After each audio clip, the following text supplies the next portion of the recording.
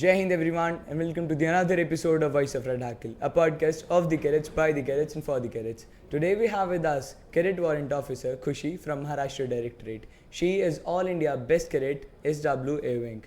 She is also national level taekwondo player. Welcome Khushi. Thank you so much for having me. Indeed, an opportunity. So Khushi, how do you feel like being honored by Honorable Prime Minister himself? That's a huge thing. It is indeed a huge thing, and worked really hard for it.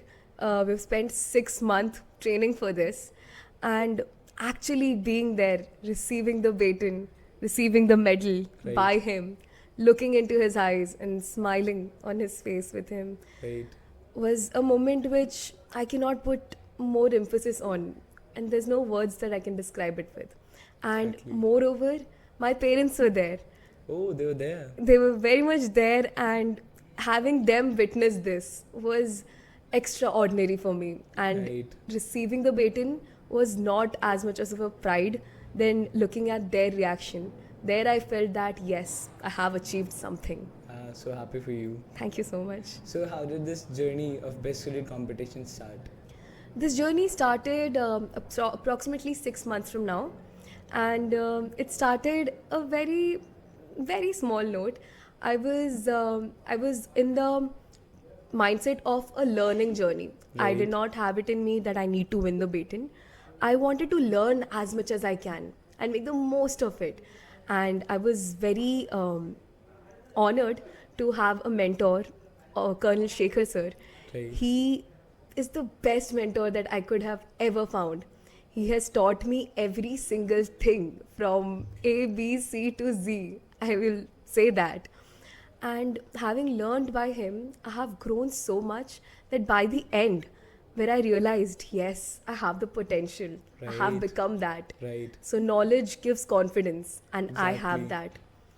There I felt the last 2-3 months that I can win the baton. And here the competition was equally tough. Everybody was very capable and potential.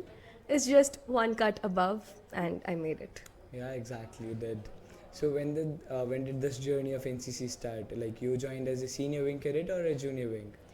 All right, I joined as a junior wing cadet. Actually, my father is in the Indian Navy. So having seen that white uniform on him really inspired me to join the forces. At that point of time, for me, the motive was to earn that white uniform.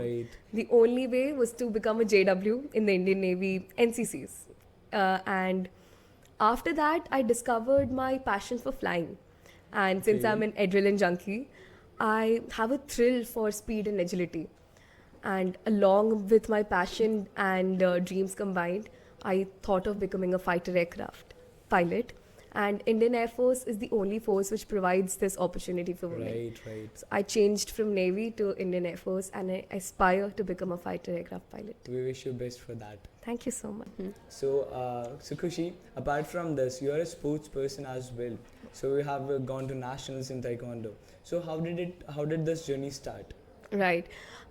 In my school, Navy Children's School Kochi, back in Kerala, I was the sports captain of my school. So I had the opportunity to go and experiment in almost every sport. I used to go play basketball, volleyball, taekwondo, table tennis. So out of these sports, the sport which I thought will give me the self-defense factor that comes in was in taekwondo. And every morning going and hitting that punching bag, it actually got out a lot of stress out of me. So that slowly turned into my proficiency. And later on I realized that I am good at this. And since then I had been practicing. It was back in 7th grade, I think. And since then I had always keep on improving in this sport. I have gone to national twice. And the first time I did not bag the medal. However, the second time I did. And it was overall a great learning experience and shaped my personality a lot.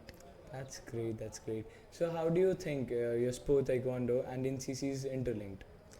I believe that, this taekwondo, NCC or any factor as such, there's one thing common, never give up attitude. So I would like to mention an incident in my sports. What happened in my national was I had a broken leg, And with that broken leg, I did 4 of my matches. 4. I fought and I won. I was supposed to fight 6 matches for the gold medal. However, the 5th match I lost by 1 score because I fell down on that broken leg. Oh. And after that, I received the silver medal. It was hard earned, and that was the point I realized that everybody is so capable of pushing their limits, and they should be doing it. Exactly. Because then only will you be able to achieve that extraordinary factor in your life. And the same goes in NCC.